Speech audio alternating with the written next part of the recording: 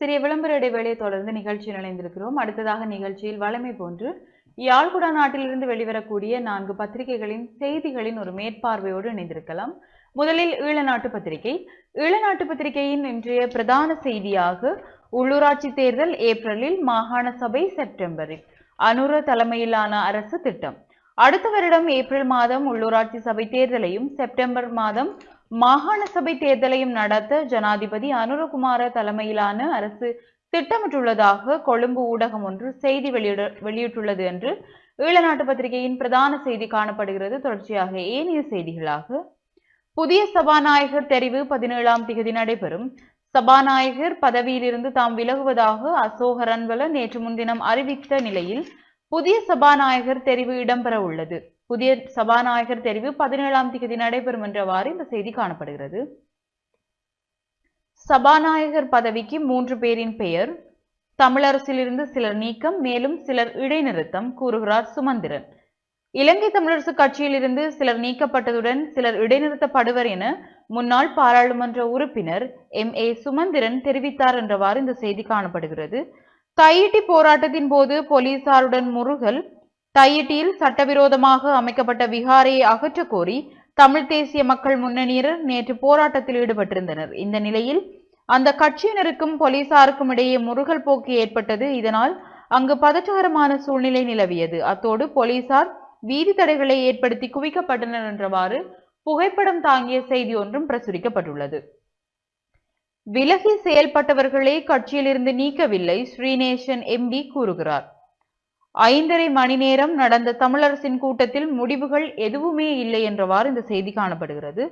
அரச உத்தியோகத்தர்களுடன் அணுகுவதற்கு முறை உள்ளது. அர்ச்சுனா MBயின் செயல்பாடு குறித்து ஸ்ரீதரன் MB கருத்து என்றவாறு ஈழநாட்டு பத்திரிகையின் முற்பக்க செய்திகள் காணப்படுகிறது.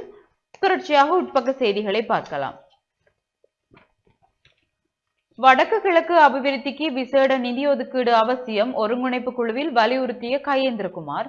வடக்கு கிழக்கு மாகாணங்கள் போரால் பாதிக்கப்பட்ட மாகாணங்கள், எனவே அவற்றிற்கென்று விசேட திட்டத்தை வகுத்து நிதி ஒதுக்கீடு செய்தோ வெளிநாட்டு உதவிகள் பெற்றோ வடக்கு கிழக்கு மாகாணங்களை அபிவிருத்தி செய்யுங்கள் என்று தமிழ் தேசிய மக்கள் முன்னணியின் தலைவரும் பாராளுமன்ற உறுப்பினருமான கஜேந்திரகுமார் பொன்னம்பலம் வலியுறுத்தியுள்ளார். தமிழ் கட்சிகளோடு இணைந்து ஆட்சி அமைப்பதே எம் நோக்கம், ஸ்ரீதரன் MB தெரிவிப்பு. நாங்கள் டீல் பேச வரவில்லை, அபிவிருத்தி செய்ய வந்தோம், யாழில் அமைச்சர் சந்திரசேகர் தெரிவிப்பு என்ற கட்டமிடப்பட்ட செய்தியோடு 27 லிட்டர் கசிப்புடன் ஒருவர் கைதானார். 27 லிட்டர் கசிப்பு மற்றும் 120 லிட்டர் ஹோடாவுடன் கிளிநொச்சியில் ஒருவர் கைது செய்யப்பட்டுள்ளார் என்றவாறு இந்த செய்தி காணப்படுகிறது.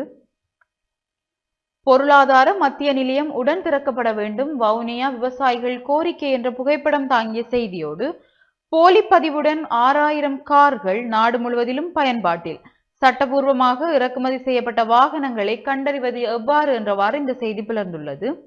பதவிகளை பயன்படுத்தி மக்களுக்கு உரிய சேவைகளை செய்ய வேண்டும், வடக்கு மாகாண ஆளுநர் வேதநாயகன் தெரிவிப்பு என்றவாறு புகைப்படம் தாங்கிய செய்தி ஒன்று காணப்படுகிறது. யாழ்ப்பாணம் பலாலி வீதியில் ஒளிர மறுக்கும் வீதி விளக்குகள். யாழ்ப்பாணம் பலாலி வீதி உரும்புராய் பகுதியில் பொருத்தப்பட்டுள்ள மின் விளக்குகள் மிக நீண்ட காலமாக ஒளிராததால் தாங்கள் மிகவும் அசௌகரியங்களை எதிர்நோக்கியுள்ளதாக மக்கள் குற்றம் சாட்டியுள்ளார்கள். இலங்கை மின்சார சபை மற்றும் வீதி அபிவிருத்தி அதிகார சபை ஆகிய 2 அரசு நிறுவனங்களுக்கு முறித்தான சுமார் 20க்கும் அதிகமான வீதி விளக்குகள் குறித்த வீதியில் பொருத்தப்பட்டுள்ளன. இருப்பினும் மிக நீண்ட காலமாக இந்த வீதி விளக்குகள் ஒளிர்வதில்லை. சம்பந்தப்பட்ட அரசு நிறுவனங்களான வலி கிழக்கு பிரதேச சபை, வீதி அபிவிருத்தி அதிகார சபை, இலங்கை மின்சார சபை ஆகியவற்றில் தடவைகள் நாங்கள் எழுத்து மூலமான அறிவித்தல் வழங்கியும் அவர்கள் அந்த வீதி விளக்குகள் ஒளிர்வதற்கான வேலை திட்டங்களை செய்யவில்லை என்றவாறு இந்த செய்தி காணப்படுகிறது.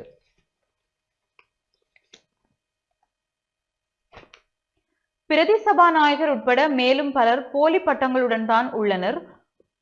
உபயர் பட்டியலை வெளியிட்டார் முன்னாள் MD தொலவத்த. அசோக ரன்வல மாத்திரமன்றி பிரதி சபாநாயகர் ரிஷ்வி சாலி, நகர அபிவிருத்தி அமைச்சர் அனுர கருணாதிலக, மின்சக்தி அமைச்சர் புண்ணியஸ்ரீ குமார ஜெயக்கொடி, ஹர்ஷன சூரியபெரும, அனில் கயந்த, விமல் ரத்நாயக்க மற்றும் எரங்க குணசேகர உள்ளிட்டோரின் கல்வி தகைமகள் பட்டங்கள் உண்மையானவையா என்ற சந்தேகம் எழுந்துள்ளதாக முன்னாள் பாராளுமன்ற உறுப்பினர் பிரேம் நாம்சி தொலவத்த தெரிவித்துள்ளார் என்றவாறு இந்த செய்தி காணப்படுகிறது.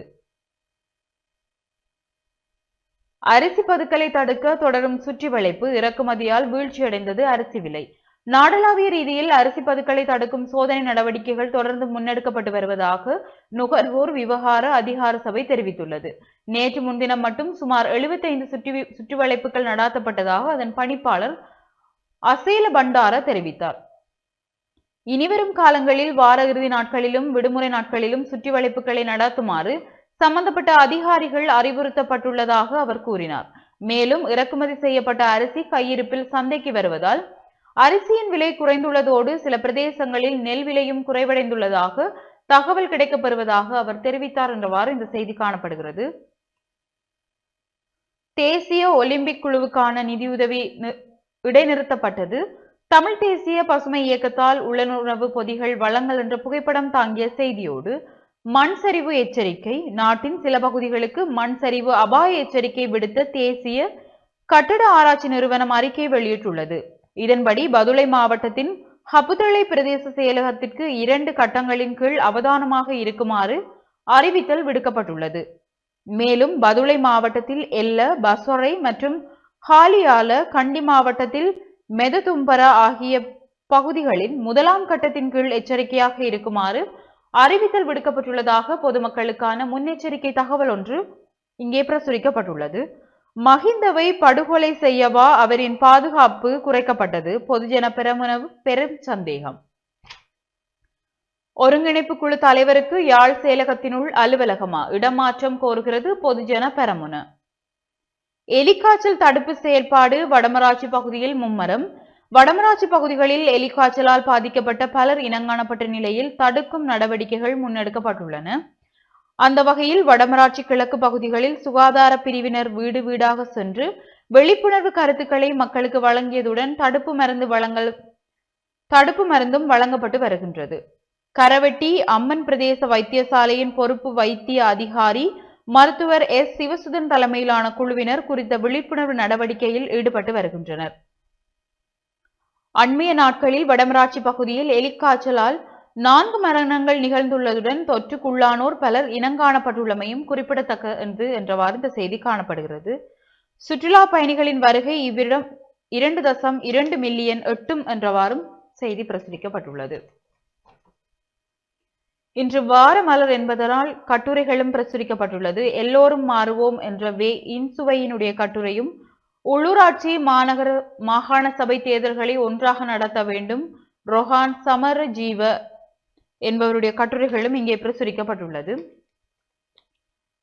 சர்வதேச சமூகத்திடமிருந்து ஆதரவை பெறுதல் என்ற கலாநிதி ஜெஹான் பெரேராவினுடைய கட்டுரைகளும் இந்திய மீனவர்கள் இழுவை படகுகளை பயன்படுத்துவதை நிறுத்தினால் மாத்திரமே பாக்கு நீரிணையில் மீனவர் பிரச்சினைக்கு தீர்வு காண முடியும் என்ற மீரா ஸ்ரீனிவாசன் அவர்களுடைய கட்டுரைகளும் இங்கே பிரசுரிக்கப்பட்டுள்ளது. தொடர்ச்சியாக மேலும் சில கட்டுரைகள் பிரசுரிக்கப்பட்டுள்ளன. அசாத் வீழ்ச்சியுடன் ரஷ்ய தளங்கள் மூடல், சிரியாவில் எல்லைகளை ஆக்கிரமிக்கும் இஸ்ரேல் என்ற ஐங்கரன் விக்னேஸ்வரா அவர்களுடைய கட்டுரைகளும் பிரசுரிக்கப்பட்டுள்ளது. தொடர்ச்சியாக உள்நாட்டு செய்திகளாக வடக்கு கிழக்கில் மழை தொடரும். வடக்கு கிழக்கு மாகாணங்களில் பல தடவைகள் மழை பெய்யும் என எதிர்பார்க்கப்படுவதாக வளிமண்டலவியல் திணைக்களம் அறிவித்துள்ளது. நாட்டின் ஏனைய பிரதேசங்களில் பல இடங்களில் மாலையில் அல்லது இரவில் மழையோ அல்லது இடியுடன் கூடிய மழையோ பெய்யக்கூடிய சாத்தியம் காணப்படுகிறது என்றவாறு இந்த செய்தி காணப்படுகிறது. ஓட்டோ வேன் மோதி விபத்து, சாரதி படுகாயம். கிளிநொச்சி உமையாள்புரம் A9 வீதி ஓட்டோ வேன் மோதி இடம்பெற்ற விபத்தில் ஒருவர் படுகாயம் அடைந்துள்ளார். கிளிநொச்சியில் இருந்து பளை நோக்கி சென்ற ஓட்டோவும் யாழ்ப்பாணத்திலிருந்து கொழும்பு நோக்கி சென்ற வேனும் நேருக்கு நேர் மோதியதில் இந்த விபத்து இடம்பெற்றது. குறித்த விபத்தில் ஓட்டோவை செலுத்திய சாரதி படுகாயமடைந்த நிலையில் கிளிநொச்சி மாவட்ட பொது மருத்துவமனையில் சேர்க்கப்பட்டுள்ளார் என்றவாறு இந்த செய்தி காணப்படுகிறது. இந்திய உயர்ஸ்தானிகர் அமைச்சர் விமல் சந்திப்பு என்ற புகைப்படம் தாங்கிய செய்தியோடு பிரதமரை சந்தித்து பேசினார் இந்திய தூதுவர் சந்தோஷ் ஜா என்றவாறும் புகைப்படங்கள் தாங்கிய செய்தி பிரசுரிக்கப்பட்டுள்ளது. அர்ச்சுனாவிற்கு முகத்தில் அறைந்தாற்போல் பதில் கூறிய பெண் அதிகாரி. நாடாளுமன்ற உறுப்பினர் அர்ச்சுனா தனிப்பட்ட முறையில் எந்த ஓர் அதிகாரியையும் தாக்கி வார்த்தைகளை பிரயோகிக்க முடியாது என நகர அபிவிருத்தி அதிகார சபையின் பிரதிப்பணிப்பாளரான பெண்ணொருவர் பதிலடி கொடுத்துள்ளார். யாழ்ப்பாண மாவட்ட அபிவிருத்தி ஒருங்கிணைப்பு குழு கூட்டம் நேற்று முன்தினம் அமைச்சர் சந்திரசேகரன் தலைமையில் இடம்பெற்ற போதே அவர் இவ்வாறு பதிலளித்துள்ளார். இது தொடர்பில் மேலும் பதிலளிக்க பெண் அதிகாரி, தங்களது பதவிக்கு ஏற்ற கல்வி தகமைகளுடன் தான் நாங்கள் அனைவரும் இந்த கலந்துரையாடலுக்கு வந்துள்ளோம். இந்த அபிவிருத்தி திட்டத்திற்கான அனைத்து வேலை திட்டங்களும் முறைப்படியே நடக்க உள்ளது. அதற்கான அறிக்கைகளை எமக்கு சமர்ப்பிக்க முடியும் என குறித்த பெண் அதிகாரி பதிலடி கொடுத்தார் என்றவாறு இந்த செய்தி காணப்படுகிறது. ஏழநாட்டு பத்திரிகையின் இறுதிப்பக்க செய்திகளாக, இறக்குமதி செய்யப்பட்டதில் 75,000 கிலோகிராம் அரிசி பாவனைக்கு தகுதியற்றது, சுகாதாரத்துறை கண்டுபிடிப்பு. நாட்டில் ஏற்பட்டுள்ள அரிசி பிரச்சினைக்கு தீர்வாக அரசாங்கம் அரிசி இறக்குமதி அனுமதித்ததன் பின்னர் இலங்கைக்கு கொண்டுவரப்பட்ட அரிசியில் 3 கொள்கலன்களில் இருந்த 75,000 கிலோகிராம் அரிசி பாவனைக்கு தகுதியற்றது என சுகாதார திணைக்களம் கண்டுபிடித்துள்ளது. தையிட்டி விகாரைக்கு எதிராக தொடர்ந்து வரும் போராட்டம். 32,10,000 ரூபாய் பெறுமதியான வெளிநாட்டு சிகரெட்டுகளுடன் ஒருவர் கைது. சட்டவிரோதமாக கொண்டுவரப்பட்ட 32,10,000 ரூபாய் பெறுமதியான வெளிநாட்டு சிகரெட்டுகளுடன் சந்தேக நபர் ஒருவர் கட்டுநாயக்க விமான நிலையத்தில் வைத்து போலீஸ் போதைப்பொருள் தடுப்பு பிரிவினரால் நேற்று சனிக்கிழமை கைது செய்யப்பட்டுள்ளார் என்றவாறு இந்த செய்தி காணப்படுகிறது. கட்டமிடப்பட்ட செய்திகளாக, சபாநாயகரின் கடிதத்தை ஏற்றுக்கொண்ட ஜனாதிபதி. சீரற்ற கால்நிலையினால் யாழில் 543 பேர் பாதிப்பு. போலி கல்வி தகமைகளுடன் ஏராளமானவர்கள் சபைக்குள். ஐக்கிய மக்கள் சக்தி குற்றச்சாட்டு. மின்சாரம் தாக்கி உயிரிழந்தவரின் சடலத்தை மறைத்த 2 கைது. மாத்தறை வல்லியங்குறுக்கெட்டிய பகுதியில் மின்சாரம் தாக்கி உயிரிழந்த நபரின் சடலத்தை மறைத்து வைத்திருந்த 2 பேரை போலீசார் கைது செய்துள்ளனர். விலங்குகளை வேட்டையாடுவதற்கு பயன்படுத்தப்படும் அனுமதியற்ற மின்சார வேலியில் சிக்குண்டு குறித்த நபர் உயிரிழந்துள்ளதாக போலீசார் தெரிவித்துள்ளனர். இதன்படி மின்சார வேலியை பொருத்திய 2 சந்தேக நபர் கைது செய்யப்பட்டுள்ளதுடன் தாம் பொருத்திய மின்சார வேலியில் தாக்கப்பட்டுள்ள குறித்த நபர் உயிரிழந்துள்ளதாக அவர் தெரிவித்துள்ளனர். இந்த நிலையில் அந்த சடலத்தை யாரும் கண்டறியாத வகையில் மறைத்து வைக்க ஏற்பாடு செய்ததாகவும் சந்தேக நபர்கள் போலீசாரிடம் வாக்குமூலம் அளித்துள்ளதாக தெரிவிக்கப்படுகிறது என்று ஈழநாட்டு பத்திரிகையின் இன்றைய செய்திகள் காணப்படுகிறது. தொடர்ச்சியாக வலம்புரி நாளிதழின் செய்திகளோடு இணைந்திருக்கலாம். வலம்புரி நாளிதழ் இன்றைக்கு தாங்கியிருக்கக்கூடிய பிரதான தலைப்பு செய்தியாக, பதவி விலகிய மாவை தலைமையில் தமிழரசு கட்சியின் கூட்டம் நடாத்த முடியாது, போர்க்களமாக மாறிய தமிழரசின் மத்திய குழு கூட்டம். மாவை சேனாதிராஜா தமிழரசு கட்சியின் தலைமை பதவியிலிருந்து விலகிவிட்டார். அவர் தலைமையில் கூட்டம் நடாத்த முடியாது என தெரிவித்ததால் தமிழரசு கட்சியின் மத்திய குழு கூட்டத்தில் குழப்ப நிலை ஏற்பட்டிருந்தது என்று அந்த செய்தி தொடர்ந்து செல்கிறது. தொடர்ச்சியாக, தையிட்டி திஸ்ஸ விகாரைக்கு எதிரான போராட்டத்தில் அமைதியின்மை, போலீசார் பொதுமக்கள் முரண்பாடு என்ற செய்தியும், கிளிநொச்சி முள்ளியவளையில் ஆண்டன் பாலசிங்கத்தின் 18ஆம் ஆண்டு நினைவு தினம் என்ற செய்தியும், சபாநாயகரின் பதவி விலகல் பாராட்டத்தக்கது, நாமல் எம்பி என்ற கட்டமிடப்பட்ட செய்தியும், யாழ் போதனாவில் மயங்கி விழுந்த நபர் மரணம் என்ற செய்தியும் காணப்படுகிறது. தொடர்ச்சியாக, ஐநா உயர்ஸ்தானிகர் பிரதமர் ஹரணியுடன் சந்திப்பு என்ற புகைப்படம் தாங்கிய செய்தியும், முதலாவது அரசு முறை விஜயமாக ஜனாதிபதி அனுரகுமார இன்று இந்தியா விஜயம் என்ற செய்தியும் காணப்படுகிறது. எதிர்வரும் 17ஆம் தேதி புதிய சபாநாயகர் தெரிவு. புதிய சபாநாயகரை அடுத்த பாராளுமன்ற அமர்வில் முதல் நாளில் தெரிவு செய்ய வேண்டும் என பாராளுமன்ற பிரதி பொதுச் செயலாளர் சமிந்த குலரத்ன தெரிவித்திருக்கிறார். புத்தூரில் குடும்பஸ்தர் உயிரிழப்பு என்ற செய்தியும், உலக செஸ் சாம்பியன் பட்டத்தை தன்வசப்படுத்திய தமிழ்நாட்டு வீரர் ஹுவேஸ் என்ற புகைப்படம் தாங்கிய செய்தியும் வலம்புரியினுடைய முற்பக்க செய்திகளாக இருக்கிறது. தொடர்ச்சியாக உட்பக்க செய்திகளுக்குள், விசேட திட்டங்களை அமுல்படுத்தி வடக்கு கிழக்கை அபிவிருத்தி செய்யுங்கள், ஒருங்கிணைப்பு குழு கூட்டத்தில் கஜேந்திரகுமார் பொன்னம்பலம். போரினால் பாதிக்கப்பட்ட வடக்கு கிழக்கு மாகாணங்களுக்கு விசேட திட்டத்தை வகுத்து அபிவிருத்தி செய்யுங்கள் என தமிழ் தேசிய மக்கள் முன்னணியின் தலைவரும் பாராளுமன்ற உறுப்பினருமான கஜேந்திரகுமார் பொன்னம்பலம் வேண்டுகோள் விடுத்திருக்கிறார். அடுத்த சபாநாயகராக கலப்பதி, அரசியல் வட்டாரங்கள் தகவல்.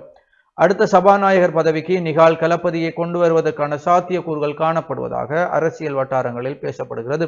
சபாநாயகர் பதவிக்கு அசோக ரன்வல நியமிக்கப்பட்டு 1 மாதம் கூட செல்லாத நிலையில் அவர் நேற்று முன்தினம் பதவி விலகியுள்ளார் என்று அந்த செய்தி தொடர்ந்து செல்கிறது. 2 மில்லியனை எட்டும் சுற்றுலா பயணிகளின் வருகை. இந்த ஆண்டில் இதுவரை சுமார் 1.9 மில்லியன் சுற்றுலா பயணிகள் நாட்டிற்கு வருகை தந்துள்ளதாக இலங்கை சுற்றுலா அபிவிருத்தி அதிகார சபை தெரிவித்திருக்கிறார்கள் என்ற செய்தியோடும், சிங்கள மக்களுக்காக யாரும் குரல் எழுப்புவதில்லை, தேரர் ஆதங்கம். நாட்டில் உள்ள சிங்கள மக்களை காப்பாற்றுவதற்கு பௌத்த பிக்குகள் அணிதிரள வேண்டும் என ஜனசித பெரமுன கட்சியின் தலைவர் பத்திரமுள்ள சீலரத்ன தேரர் தெரிவித்திருக்கிறார் என்று அந்த செய்தி காணப்படுகிறது. தொடர்ச்சியாக இறக்குமதி செய்யப்பட்டதில் 75,000 கிலோ அரிசி பாவனைக்கு தகுதியற்றது, பரிசோதனை முடிவில் சுகாதாரத்துறை தெரிவிப்பு என்ற செய்தியும், பதவி விலகிய கில் எஸ்பி மீண்டும் சிக்கலில் பாகிஸ்தான் அணி என்ற விளையாட்டு செய்தியும் காணப்படுகிறது. சீரற்ற காலநிலையால் யாழில் 207 பேர் பாதிப்பு என்ற செய்தியும் காணப்படுகிறது. சபாநாயகரின் ராஜினாமாவை ஏற்றுக்கொண்டார் ஜனாதிபதி.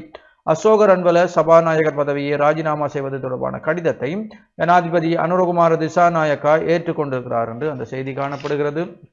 தொடர்ச்சியாக தையிட்டு விகாரையை அகற்ற கோரி போராட்டம் என்ற புகைப்படம் தாங்கிய செய்தியும், வலம்புரி நாளிதனுடைய வாரமலராக சங்குநாதம் இன்றைக்கு புலந்திருக்கிறது. சங்குநாதம் இன்றைய தலையங்கமாக இளையோரை வழிப்படுத்த தவறினால் என்ற தலைப்போடு 2009க்கு முற்பட்ட காலம் 2009க்கு பிற்பட்ட காலம் என்று காலத்தை இருவேறாக பிரித்து பார்த்தால் தமிழ் பண்பாடு கலாச்சார மாற்றங்களையும் சிதைவுகளையும் போதை வஸ்து பாவனைகளையும் சட்டவிரோத செயல்களையும் வாழ்வட்டு சண்டிதன கலாச்சாரத்தையும் வடக்கின் கல்வி வீழ்ச்சியில் கண்டுகொள்ளலாம் என்று அந்த கட்டுரை தொடர்ந்து செல்கிறது. தொடர்ச்சியாக சங்குநாதத்திலே இன்றைக்கு பல கட்டுரைகள் புலர்ந்திருக்கிறது. களம்பல கண்ட யாழ் கோட்டை என்று செங்கையாளியனின் 37வது பதிப்பும், பேசும் சொற்களில் விதைக்கலாமா விஷம் என்ற ஒரு கட்டுரையும் புலர்ந்திருக்கிறது. தொடர்ச்சியாக சங்குநாதத்திலே இன்றைக்கு வாசகர்களுடைய ஆக்கங்களும் காணப்படுகிறது. புதிய தவணைக்கு முன் சீருடை துணி வழங்க பணிப்பு பாடசாலைகளில் புதிய தவணை ஆரம்பிக்கும் முன்னர் மாணவர்களுக்கு பாடசாலை சீருடைகளை வழங்குமாறு பணிப்புரை விடுத்துள்ளதாக கல்வி அமைச்சு தெரிவித்திருக்கிறது. வலய கல்வி அலுவலகங்கள் ஊடாக பாடசாலைகளுக்கு சீருடைகள் அனுப்பப்பட உள்ளதாக அமைச்சின் செயலாளர் நாளக கழுவவர் தெரிவித்திருக்கிறார். 17ஆம் 18ஆம் திகதிகளில் கூட உள்ள பாராளுமன்றம் எதிர்வரும் 17ஆம் 18ஆம் திகதிகளில் கூட உள்ளதாக பாராளுமன்ற செயலாளர் நாயகம் ஹுசானி ரோஹண தீர தெரிவித்திருக்கிறார். சபாநாயகர் தலைமையில் அண்மையில் நடைபெற்ற பாராளுமன்ற அலுவல்கள் பற்றிய கூட்டத்தில் இந்த தீர்மானம் மேற்கொள்ளப்பட்டுள்ளதாக பாராளுமன்ற தொடர்பாடல் பிரிவு தெரிவித்திருக்கிறது என்ற செய்தி காணப்படுகிறது. தொடர்ச்சியாக வெளிநாட்டு செய்திகளுக்குள் உக்ரைன் ரஷ்யா போர் விரைவில் முடிவுக்கு வரும், டொனால்ட் ட்ரம்ப் உறுதி. அமெரிக்க ஜனாதிபதி தேர்தலில் டொனால்ட் ட்ரம்ப் வெற்றி பெற்றதும் தான் போரை விரும்பவில்லை, போரை முடிவுக்கு கொண்டு வர முயற்சிப்பேன் என தெரிவித்தார். இதன் மூலம் Ukraine Russia, Israel Hamas, Israel Hezbollah இடையிலான போர் முடிவுக்கு வரலாம் என எதிர்பார்க்கப்படுகிறது. பேசும் குப்பை தொட்டி ஹாங்காங்கில் அறிமுகம் என்ற புகைப்படம் தாங்கிய செய்தியும், யோர்டான் முதியோர் இல்லத்தில் தீ விபத்து 6 பேர் உயிரிழப்பு 55 பேர் மருத்துவமனையில் என்ற செய்தியும் காணப்படுகிறது. சுற்றுலா பயணிகள் பாடசாலைகளுக்குள் செல்லும் வாய்ப்பு எந்த நாட்டில் தெரியுமா என்ற ஒரு செய்தியும் வெளிநாட்டு செய்திகளுக்குள் புலந்திருக்கிறது. வலம்புரியினுடைய ஆசிரியர் தலையங்கமாக வெள்ளத்தால் பாதிக்கப்பட்ட விவசாயிகளை வஞ்சித்து விடாதீர்கள் என்று ஆசிரியர் தலையங்கம் காணப்படுகிறது. தொடர்ச்சியாக உள்நாட்டு செய்திகளுக்குள் தமிழரசு கட்சியிலிருந்து சிலர் நீக்கப்பட உள்ளனர், முன்னாள் எம்பி சுமந்திரன் தெரிவிப்பு என்ற செய்தியும், புத்தளத்தில் விபத்து 2 உயிரிழப்பு என்ற செய்தியும், அருத்தந்தை எஸ் ஞானப்பிரகாசம் மன்னார் மாவட்டத்தின் புதிய ஆயராக நியமனம் என்ற செய்தியும் காணப்படுகிறது. மார்கழி பெருவிழா யாழில் முதன்முறையாக யானை மீது திருமுறை வீதியுலா.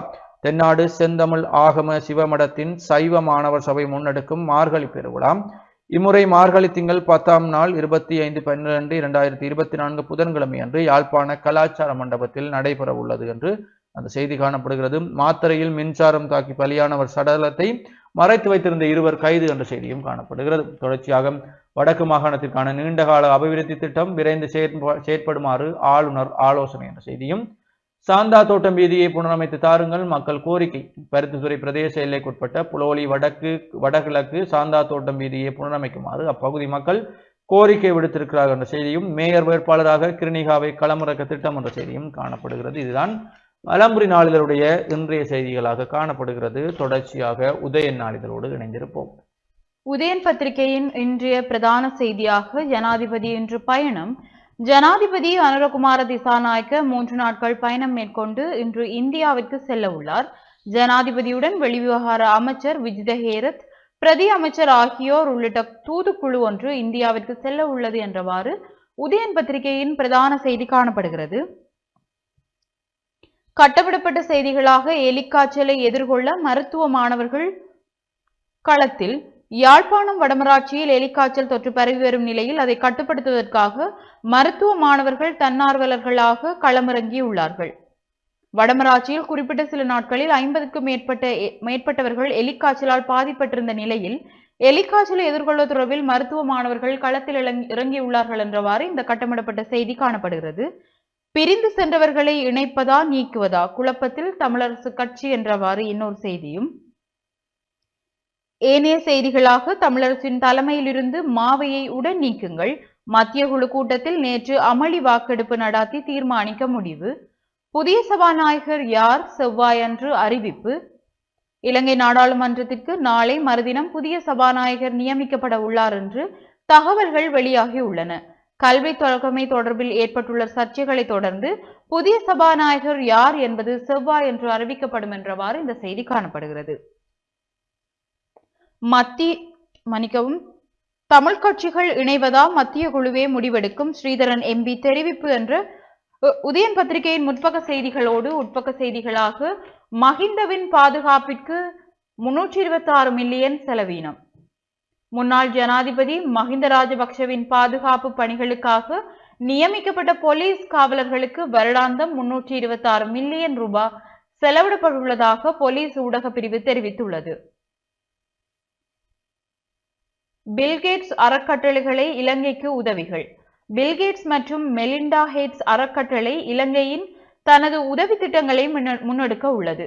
ஜனாதிபதி செயலகத்தில் நேற்று முன்தினம் இடம்பெற்ற கலந்துரையாடலில் இது குறித்து பேசப்பட்டுள்ளது.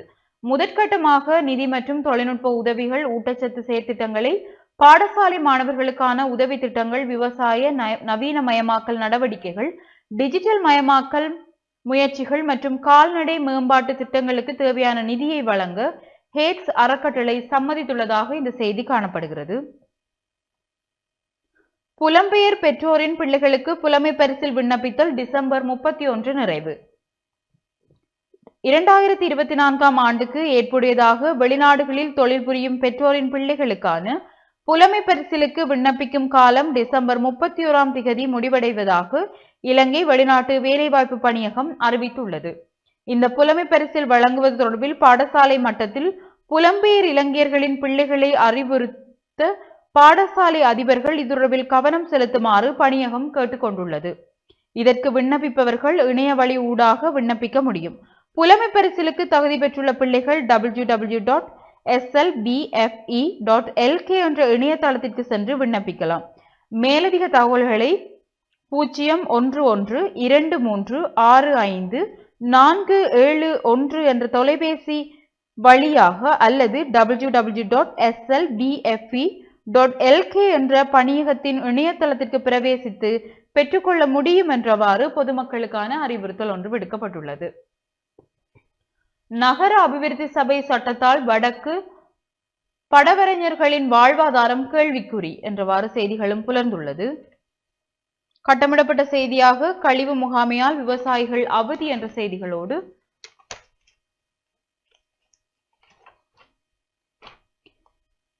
20 வரையான சட்டங்கள் அரசால் மீள் பரிசீலனை, நீதி அமைச்சர் தெரிவிப்பு என்ற செய்தியும் 2000 தண்டவாளங்கள் விரைவில் இறக்குமதி.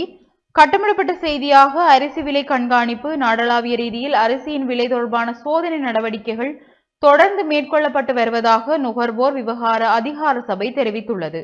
நாடளாவிய ரீதியில் இதுவரை சுமார் 75 சுற்றிவளைப்பு நடவடிக்கைகள் மேற்கொள்ளப்பட்டுள்ளதாக நுகர்வோர் விவகார அதிகார சபையின் பணிப்பாளர் அசேல பண்டார தெரிவித்தார் என்றவாறு இந்த கட்டமிடப்பட்ட செய்தி காணப்படுகிறது. ஜனவரியில் சீருடைகள், பாடசாலை மாணவர்களுக்கான சீருடை துணி புதிய தவணை ஆரம்பமாக முன்னர் எதிர்வரும் ஜனவரி 27ஆம் தேதி விநியோகிக்கப்படும் என கல்வி அமைச்சு அறிவித்துள்ளதாக இந்த செய்தி காணப்படுகிறது.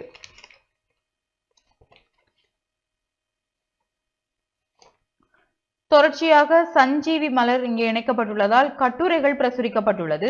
தமிழ் மக்கள் தங்களை தாங்களே பார்த்து சிரிக்கும் ஒரு காலம் என்ற கட்டுரை பகுதியும், தமிழ் நிலத்து பாடினி என்ற கிரிஷாந்தன் அவர்களுடைய கட்டுரைகளும் கவிதைகளும் இங்கே பிரசுரிக்கப்பட்டுள்ளது. வார மலர் என்பதனால் மாணவர்களுடைய ஆக்கங்களும் பிரசுரிக்கப்பட்டுள்ளது.